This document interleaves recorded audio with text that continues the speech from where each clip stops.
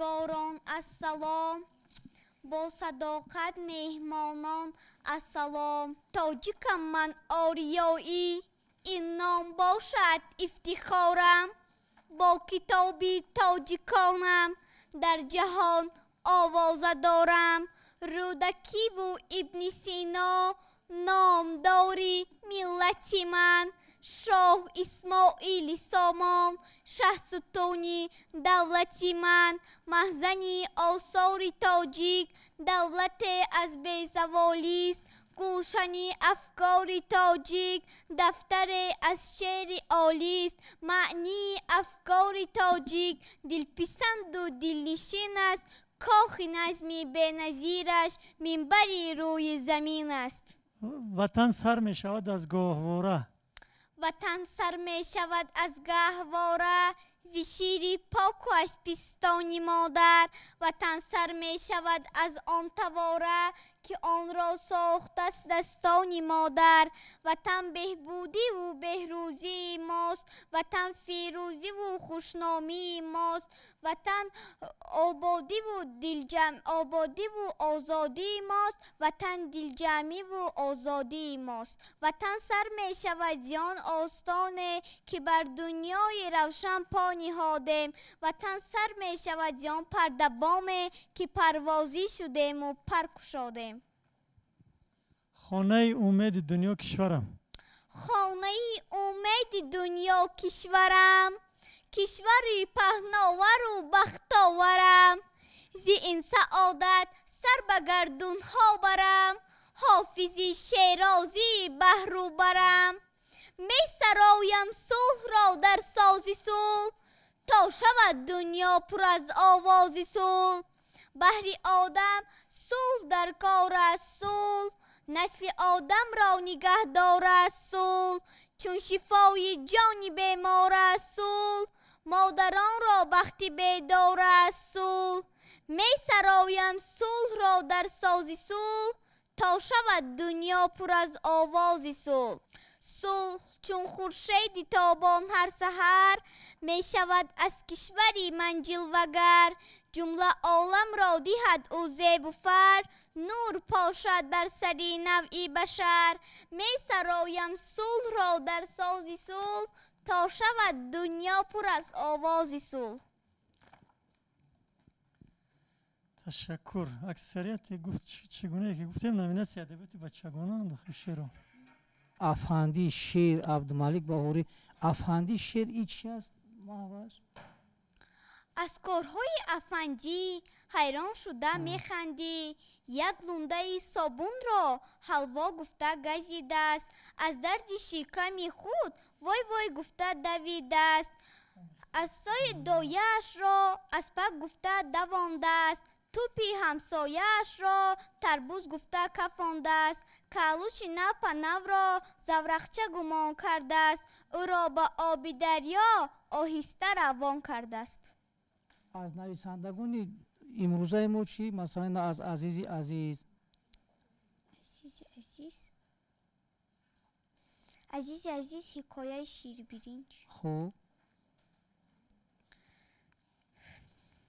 امید با شکرانه امید و عزیزه شیر برنج میخوردند. امید پرسید برای چی اینقدر این شیر برنج با مزه است؟ عزیزه گفت خودت بگو کنی برای چی با مزه است؟ امید گفت برای آنکه شکر دارد. عزیزه گفت نه نادرست جواب دادی. امید باز فکر کرد و گفت برای آنکه برنج دارد. عزیزه گفت نه خطا کردی. امید باز فکر کرد و گفت برای آنکه شیر دارد. عزیزه گفت نه خطا کردی. کنی خودت بگو اگر نه برای چی با مزه است؟ عزیزه جواب داد برای آنکه آن را مادرم پخته است. محوش جون انا پارچه از دوستان از یاد میدونی یا کی نی؟ از کدام دوستان؟ از دوستانی ما از پامیر آمدیم جانی شیرین. خب کدامش به شما معقول است از هموش کنی قرائت کنی؟ چند مصر از یاد کردگی هستی؟ چند بیت از یاد کردگی هستی؟ مثلا ما از پامیر اومدیم چند بیت از یود کردگی هستیم؟ کنی خون؟ ما از پامیر آمدیم، مسکو روان شدیم، خوابیدیم اندر وگون، بیدار شدیم در کاگان. بچه ها شادی کردن، از شادی بازی کردن، گفتیم انا مسکو، مسکو جان مسکو. کندوکتوری موی سفید گفتا با ما خب شوید، نبراید از وگان، مسکو نه اینجا کاگان. ما مسکو می رویم، مسکو را می بینیم، زنده بادا مسکو، مسکو جان مسکو. روزی دویم ما از دور دیدیم جای پر از نور، عمارت های بسیار، ماشینه ها بیشمار. خواستیم از نو برایم، با مسکو درآییم، گفتیم انا مسکو، مسکو جان مسکو. کندوکتوری موی سفید خندید و گفت و ایستید، نبراید از وگان، تاشکند است این بچگان. محمد جون تشکر.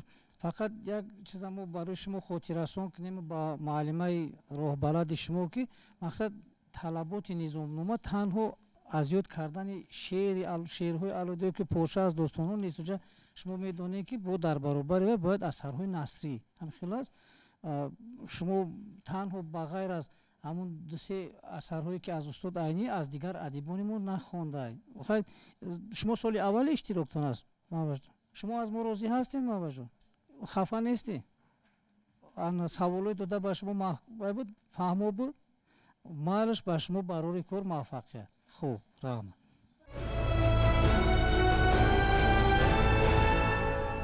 کتاب انگیزه در چلچراغ جانی انسان است، فروغ سپیدانایی فروغ تاجیکستان است. آثار نظمی از برنموده من عبارت از 61 غزل، 131 رباعی دو بیتی، 51 بیت داستان، 131 بیت دیگر نوع‌های شعری که در جمع 1500 مصرع را در بر میگیرد. آثار نثری مطالعه نموده من عبارت است از 10 رمن، 15 پوست، 105 حکایه، 16 آچرک، 2 یادداشت، 5 درامه، 7 پیسه که در جمع 172 اثر را در بر میگیرد. همزمان از آثار شفاهی خلق، ضرب المثل و مقال چیستان ها از خود کردم فرزانه. چو بهار می بیایم همه گل همه ترانه، به تو چهره می کشایم همه گل همه ترانه. نفر اگر بپرسد که به چند می درایی، به 1000 می درایم همه گل همه ترانه. بفریست ای یگانه، بفریست بی بهانه، زی حریم کبریایم همه گل همه ترانه. به من آمده است نامه زی حبیب سبز خامه، چو لفافه می کشایم همه گل همه ترانه.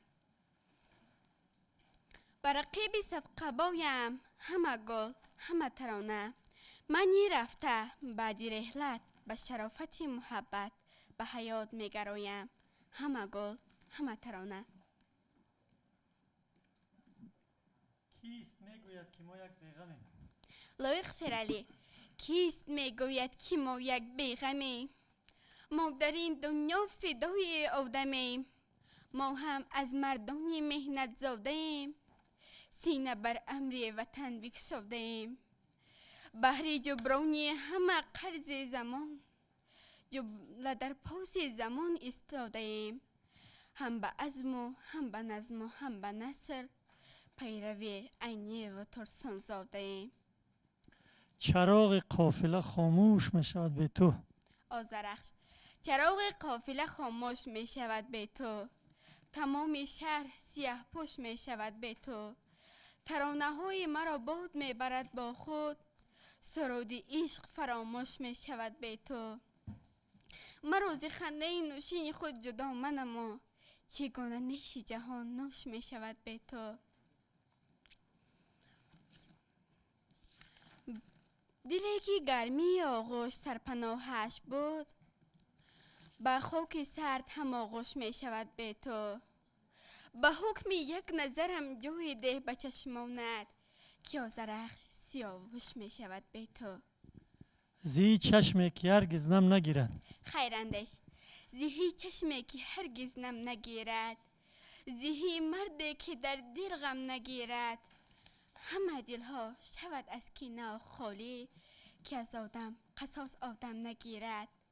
به هر یک خانه و در توی باشد، الهو هیچ کس ماتم نگیرد. شکست آینه اسکندری را هر آن ملت که جام جم نگیرد. قلم زینهار خیراندیش مگذار، قلم باید یکان دم دم نگیرد. در گوشه بام خاطرم کفترک است. شهریه در گوشه بام خاطرم کفترک است. پیراهنی من ز شاهی پرپرک است. آب و گل من سرشتند از الهام، اشعاری نوشتم ولی دفترک است. شب در غم گیسوی سیه هم پیچد، در پنجه سپیدم عجب جان سرک است. خورشید به پشته ها می سازد، چشمون من انتظار یک اخترک است. می خواست دلم مادر مردم باشم، اما چی کنم نصیب من دخترک است. ستاره جو ستاره جو. فرزانه ستاره جو ستاره جو، زی هر نگاه سادم، اگرچه من زمینیم ولی ستاره زادم. غرور من ستاره که در فراز کوه بود، زی قله غرور خود به پای تو فتادم. مرنج اگر بخواهشت جواب رد گرفته، بخوان رضایتی مرا زی چشم پر فتادم.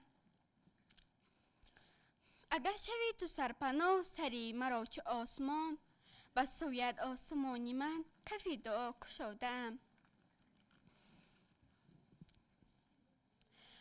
اگرچه عشق تو مرا نشان نداد روزی خوش، نصیب و رضایت کند دلی که به تو دادم. کلمه نصیب چی معنی داره؟ نصیب یعنی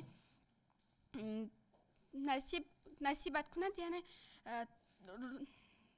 به تو همیشه یاری دهد یا که نصیب کند. اگر زن نیست دنیا نو تمام است. اگر زن نیست دنیا نو تمام است، حیات و زندگی تنها به نام است. زی مهری زن دمد خورشید در صبح، زی قهری زن سم و تار و غمام است. الای تاجیکستان سرزمینم. الای تاجیکستان سرزمینم، دوشنبه شد عروسی نازنینم. چو خوری یار گرچه در خریطه، سمرقند و بخارایت نبینم. یکی از زندگانی میخورد مشت. یکی از زندگانی میخورد مشت، یکی افتان و خیزان میکند روش. یکی انگشت حیرت در دهان است، یکی را در دهان بینید ده انگشت. مادر شب و روز در غم ما باشد. مادر شب و روز در غم ما باشد، حاکم به دیار آرزوها باشد. با آن همه بور زحمت و ناموسش، بیچاره بینام به دنیا باشد. سربیت سرود و داستانم وطن است. سربیت سرود و داستانم وطن است، سرنامه عشق جاویدانم وطن است. چون سوره و آیت است نامش به زبان، تا هست زبان ورد زبانم وطن است. ندارم آرزوی عمر جاوید. ندارم آرزوی عمر جاوید، وطن بگذار ماند جاویدانه. همه خواهم به تو بعدی سری من، وطن ماند نشانه.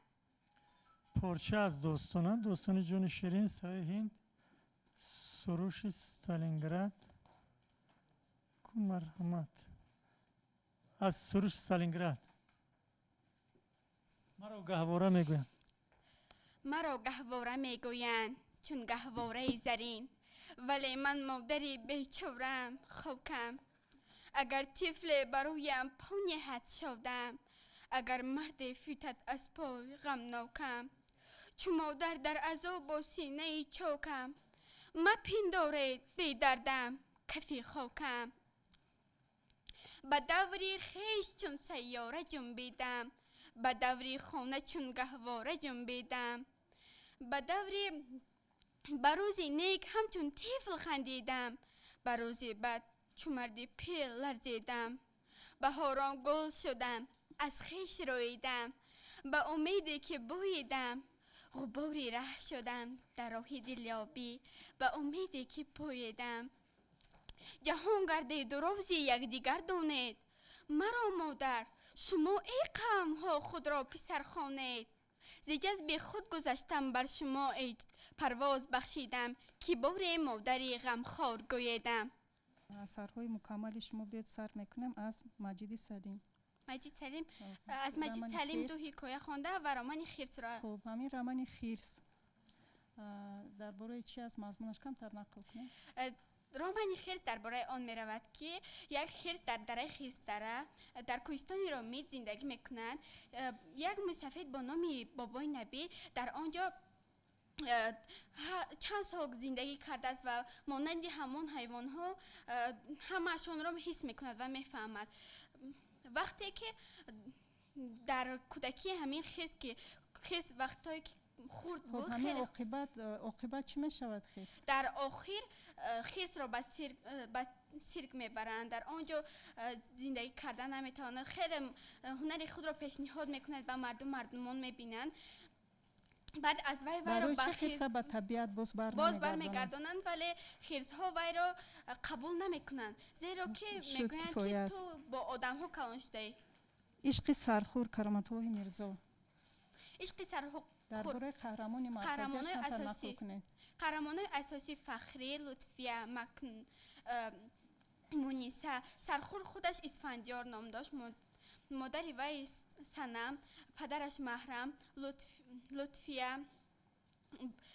وقتی که سرخور در فخری خودش را چنان حس میکرد که لطفیه را دوست نمیدارد. یک زن بسیار بد بود، با صنم بسیار ضدیت های و دشمنی میکند. کی بود وی؟ وی مادراندری وی بود. مرگ بیگناه کرامت الله میرزا.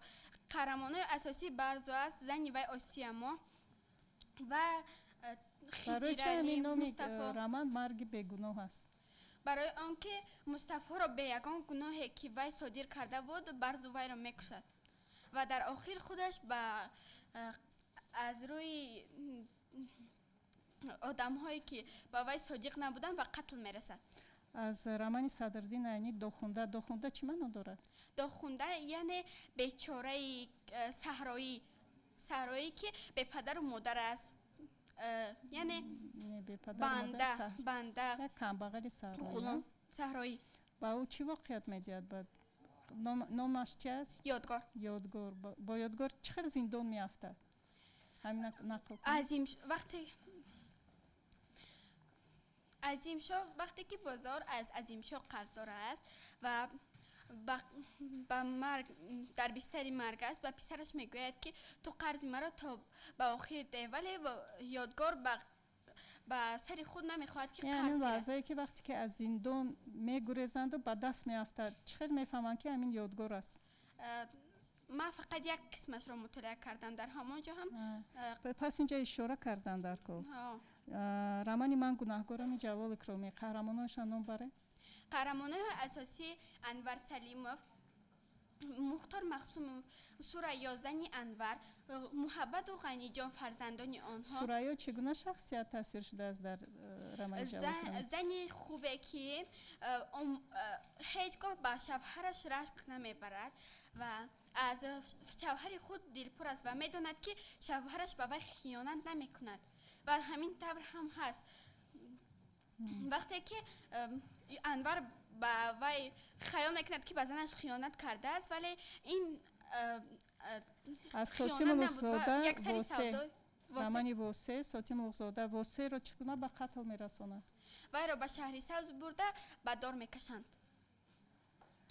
وقتی که شورش واسه به عمل میآید شورش واسه میشود. یک گروه آدمانی بسیار مردانی که بر ضد حکومت برمیخیزند. دوستی نزدیکی واسه کی بود؟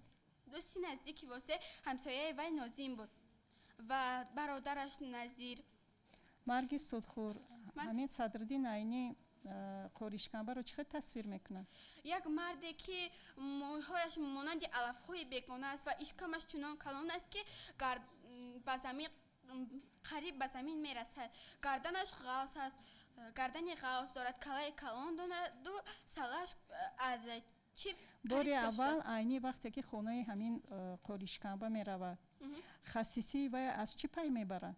خصیصی وی را از آن پی میبرد که وقتی که وی میخواهد که با گوگرد چراغ را درفشان درگیراند وی در میگیراند و با دستش میخوابد. همین سودخور چی معنا دارد؟